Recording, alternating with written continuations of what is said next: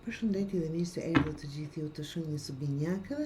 Do bëjmë një mesazh për ju nga letrat Lenormand dhe do marrim apo mesazhi juaj është Lejleku të dashur binjak, është Lejleku.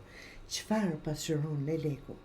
Lejleku është lajmëtari i ndryshimit, por jo çdo ndryshim është i dhunshëm apo i patjetërsueshëm. Ky është ndryshimi i mençur, i qetë dhe i natyrshëm, që ndodh sepse jeta kërkon evolucion. Kjo letër del në një lexim shpesh apo në një mesazh kur paralajmëron një transformim pozitiv që vjen përmes lëvizjes, vendimeve të reja ose ndryshimit të ambientit emocional.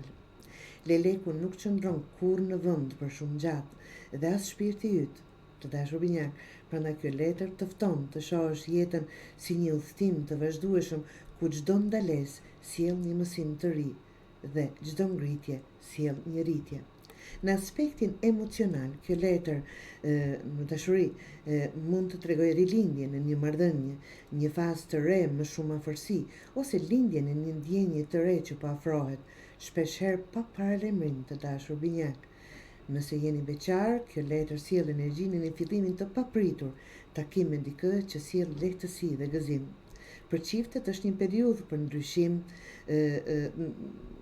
në bashkësi, të them, ndoshta për të ndërruar shtëpi, për të folur për fëmijë ose për të vendosur diçka që sjell një hap më tej. Lejleku është gjithashtu një shenjë fortë e ndryshimit emocional të mbrëmshëm, një proces i qetë por i fuqishëm. Në aspektin profesional të dashur binjak, në fushën e punës, kjo letër njofton ndryshime pozitive, mund të jetë një transferim, një mundësi re pune, apo riorientim drejt një rrugë që të përshtatet më shumë me zemrën e juaj. Nëse jeni në pritje të lajmeve, Lejleku është një shenjë mirë, diçka po vjen në rrugën e juaj që do të ndryshojë dinamikën aktuale për mirë. Po ashtu është një letër, ta them, e mirë që sugjeron fleksibilitet në ambientin e punës, ose që fton të lësh pas një situati vjetër për të përqafuar arritjen apo gjëra të reja.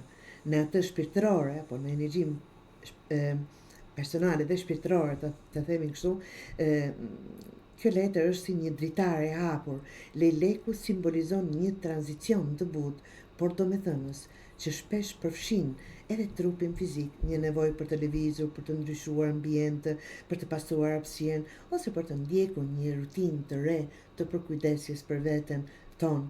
Në shumë raste kjo letër del kur shpirti jon është gati për një fazë të re, por ne ende hezitojmë nga frika apo panjohuria. Lejleku thotë, ndryshimi është i natyrshëm. Të jeni gati të dashur binjak, vetëm hap krahët dhe beso.